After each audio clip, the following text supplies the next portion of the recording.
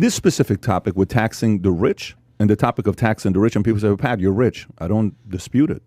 I don't say I'm not rich. That's also 1%. But what I'm saying is I don't dispute it. But here's a different part. So I'm looking at the commentary. One guy's like, hey, Pat, just say it, you're rich. I'm like, so who's debating that? I'm not. Who's not debating that? Here's the debate. The debate is the following. The debate is this guy came from a broken family, divorced. My out was the Army because I had a 1.8 GPA. So Jesus Guerra came and recruited me, and I was not a good athlete. So I can't get a full ride scholarship because I never disciplined myself to play sports, even though I was in shape, even though I was tall, right? So I go into the Army. I'm going to do 20 years. Then I go into 20 years. I get a phone call. A guy challenges me named Kogan, says, I think you can do more when you get out of the Army. I said, dude, I'm not getting out. I'm re-enlisting tomorrow. He calls me at midnight. Kogan Alaverdian, one of my best friends in the world. Sweetest guy. You've never met him. You'll meet him. You'll love this guy. So I go to sleep, try to go to sleep. I wake up in the morning, go to Lieutenant Colonel P. Cox, and I say, listen, I'm going to get out of the Army because I'm going to go pursue my dreams. But thank you for everything you got me. Everything he got that I wanted on my orders, he got me. Till today, I'm looking for Lieutenant Colonel P. Cox. He probably ended up being a general because the guy was a G, he was a leader. I get out. I struggle. First business, fails. Second business, fails. I tried a personal profit portal, internet, fails. All these things I do fails. I'm working at Bally's. I quit my job to try to do a business. I'm in debt $49,000. I go back to recruiting to say, if I go back into the Army, what would I get? Negotiations come in because there's a part of it that can pay off your debt if you sign in for 6-8 years. I'm like, that's great. I'll go back into the Army. Then I get this one message saying, hang in there, see what happens. A little bit longer, hang in there. A little bit longer, hang in there. A little bit longer, I hang in there. I applied to get a job at Morgan Stanley Deanwood. I applied 100 different places. I was hustling to get a resume in. I eventually got the job. They offered me 3 jobs. I went in without a 4-year degree, 2-year degree. I hadn't taken a test for 3 years because 4 years I'd gone out. I don't know what it is to take a test for 4 years, right? My brain's not been working with tests. My brain's been working with push-ups, pull-ups, all that stuff. I go take the Series 7 exam. I'm studying day and night. I don't know if I'm going to pass this. I'm taking a test. I press that button. You don't know what's going to happen. Morgan fires you if you don't pass the test. And when I'm pressing it, I said, if I fail, I'm re-enlisting to the Army today. I swear to God.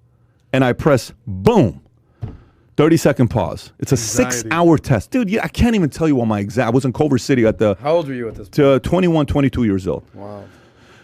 I take the test December 12th of 01. So a couple months after 9/11. Result shows up, 78%. I said, no freaking way. 78%. Shit, I get to keep my job.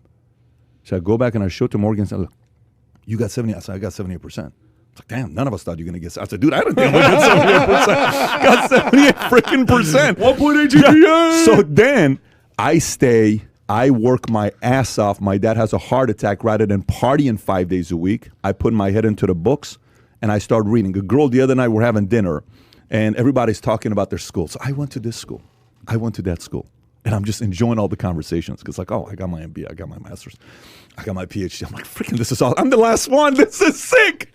So what school did you go to? I didn't go to college. No, come on, Pat. What's university? I'm telling you, I never went to college. I had a 1.8 GPA in high school. Community colleges wouldn't accept me. No way. You're too smart to not. Come on, what college? I said, I'm telling you. I read 2,000 business books, and I studied topics. So if I chose a topic, I bought 20 books on that topic, and I read just that topic, that subject for 2 months. Then I went to the next topic, and the next. That's what I did. So some people who want to say the rich people have these special, gifts and all this other stuff, I'm sorry, you just don't want to read books. You'd much rather watch Netflix. So that argument is, I believe anybody can reach their capacity. Sure. Anybody has that shot, but it takes so much freaking work, pain, that not a lot of people want to go through. Don't get me wrong. Life happens to many different people. I'm not here to judge. But all I'm saying is the system of capitalism, Sure. the greatest system in the world that allows a guy like me who doesn't have nowhere in my life you can pinpoint to say this guy was going to win a life. Not one thing you can pinpoint. Nothing. Yeah. Not one thing you can pinpoint. That's why I believe in capitalism. Versus my family believed in communism. My family believed in socialism. Now I'm like, listen, just leave me alone. Let me see what I can do. If my market's 50, I'm good. I'm happy because I'm giving my best. If my market pays 75, I'm happy because I'm giving my best. But if I keep bringing value to the marketplace, all of a sudden an opportunity is going to come up. Yeah. And you can't predict that opportunity. All of a sudden someone's going to say, you know what? We're going to do this project. I want you to be a part of it. Here's how it's going to work out. And boom, your name pops up. What the hell just happened here? Because behind closed doors, rather than throwing the towel, you're giving your best. capitalism works. It's those who don't work that hate capitalism, unfortunately. You did a video. Those who don't work and don't improve. Some say, I work my ass off, but they don't read books. It's those two criterias. You got to work, you got to improve, you got to have a decent attitude. If you have that, capitalism is going to favor you. Strategize, outlast, you always say. Just the first two. Just Okay. the first two. The first two will land you a good job.